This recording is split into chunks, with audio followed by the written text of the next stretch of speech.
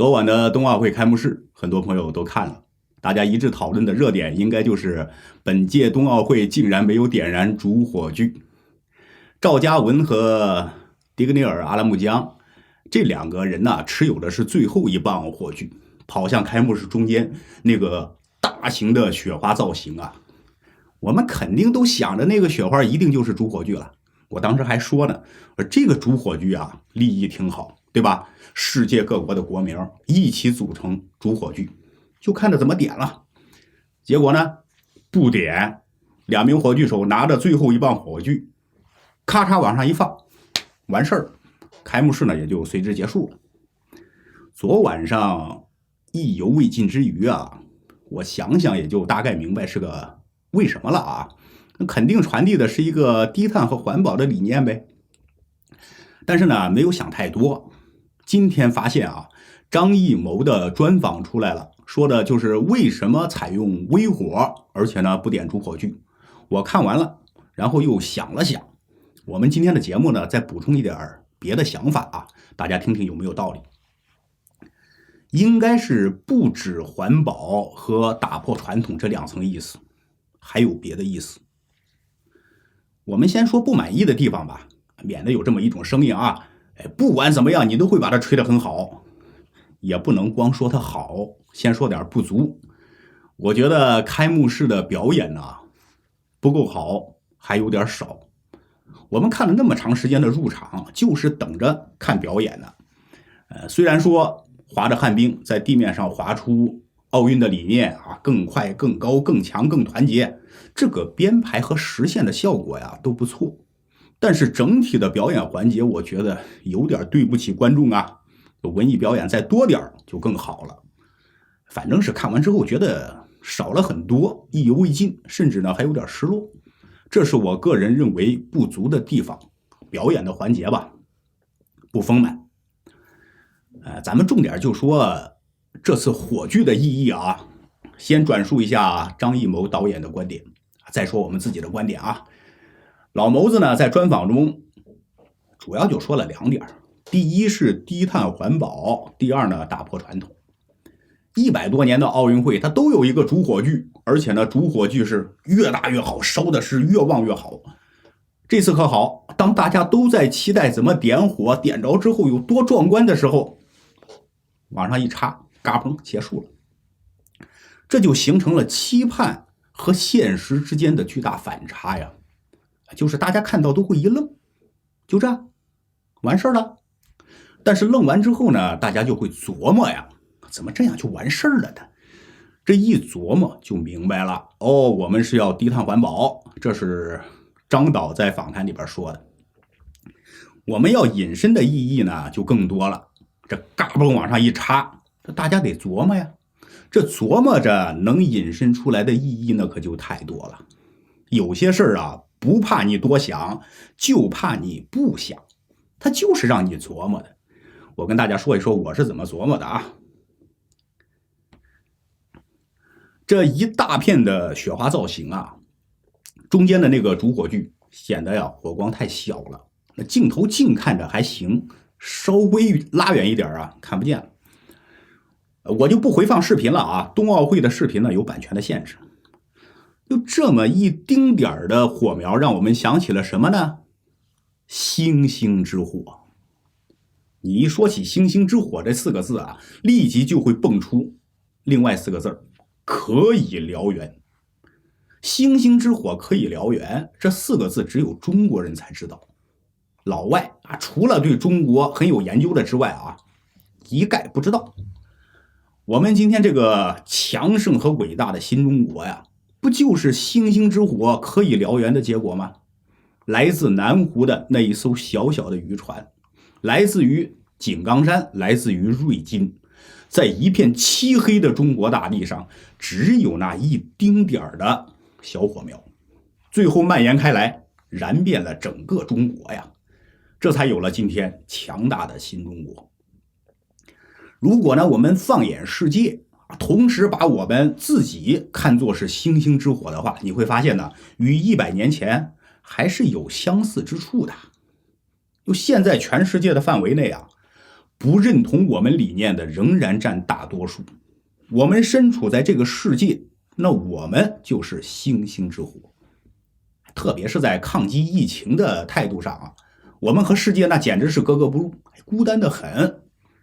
但是呢，我相信总有一天呢，我们的理念就是以人为本，人民万岁，也一定会燃遍全球啊。虽然这是一个漫长的过程，一个呢是为了人民，一个是为了资本。现在为了资本还是占优势，为了人民呢还是星星之火。但是终有一天，为了人民一定会成燎原之势，燃遍全球。因为有我们中国这个星星之火在，而且呢，我们这支星星之火正在越烧越旺，这是第一个琢磨的结果啊。第二个，点还是不点，这是个值得琢磨的地方啊。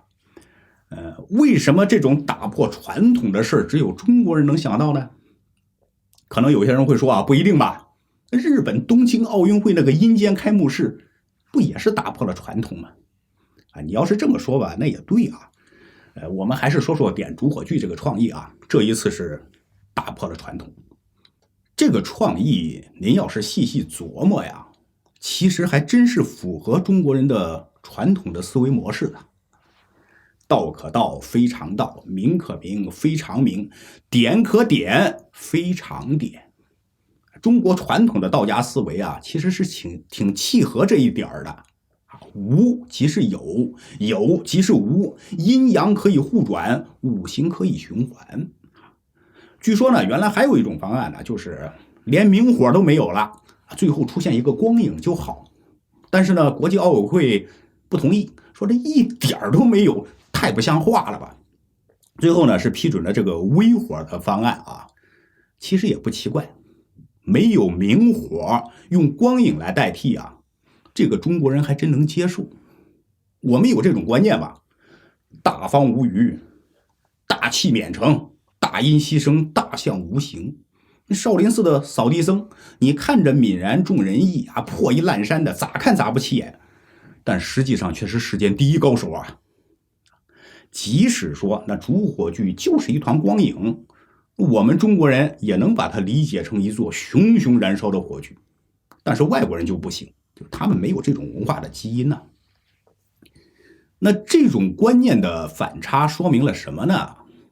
我以前在做中国的基础科学很落后吗？啊，这个节目里边说过这样的观点啊。近代科学呢，我们是落后了，原因是什么呢？就是我们的思维模式啊不适合。近代科学讲究严谨的推理和逻辑，就是逻辑性啊很强。这个确实适合从古希腊流传下来的理性思维。但是随着基础科学已经快达到一个天花板了，这已经都有100年没有理论上的突破了，特别是量子力论的出现吧，就让人觉得呀，基础科学呀，特别是理论的突破，传统的一种思维模式已经到了天花板了，需要另外一种思维模式来试试了。比如说量子力学、弦理论，甚至说是多维空间的理论，这些东西它测不准啊，或者说根本就没有观测性。你说它在这儿，其实它不在这儿，它只是有可能在这儿。你说我计算出来，你算不出来，它没有可计算性。你说让我观测一下吧，结论能让你更恐怖，它竟然有意识，它竟然知道你在观测它。反正啊，用西方的理论解释不了的东西啊，越来越多了。那既然西方的思维模式遇到阻碍了，能不能用东方的思维模式来试试呢？有这个可能的。我们中国人的思维呢，不是刻板的，当然缺点也是很明显啊，就是不严谨。但是我们的优点也是明显的。比如说我们的一不一定就是一，有可能是2，有可能是3，甚至呢有可能是万物。客观世界啊是越来越混沌，越来越没有推理和可观测性了。但是我们的思维模式正好可以试试啊，有可能下一次基础理论的爆发就出现在中国，也说不定呢。可能有人会说啊，你就吹吧，做梦吧，事实明摆着呢，哪一次重大的科学理论突破，这不都是西方人做出来的吗？你吹得那么好，怎么没见中国人在基础科学领域有颠覆性的成就呢？中国人能想出相对论吗？其实也不能这么说啊，这不是一种设想嘛，对吧？我只是说有可能。如果说非要较真的话，那中国人在享受着柔美的丝绸和精美的瓷器的时候，你们连擦屁股的纸还造不出来呢。这怎么说呢？对吧？以发展的眼光啊去看，还是很有可能的啊。这是第二个，主火炬的点与不点，实际上反映的是中西方啊思维模式的不同。最后呢，我们来引用一点网友的一些看法来结束啊。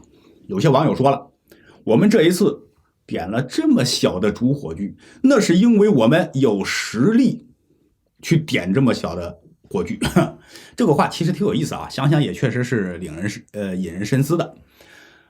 你有了实力之后，即使你点这么丁点的火，别人也不会说你小气，更不敢小看你。08年的北京夏季奥运会啊，那火炬够大的，1个小时就烧掉了5000方天然气。我们想想自己家里1个月你才烧几方天然气啊？他1个小时5000方，10几天的奥运会烧了100多万方的气。那个时候呢，我们的实力真不够， GDP 是刚刚达到了日本的70%。那实力不够怎么办呢？穷大方，烧起来撑场面。现在我们的实力呢， GDP 在明面上已经超过美国的70%了，日本都被甩得连尾气都闻不着了。你就是只点这么一丁点的圣火，谁敢说你什么呢？这就是实力，实力到了怎么着都有面子。其实人呐，有时候您仔细想想也是这么回事啊。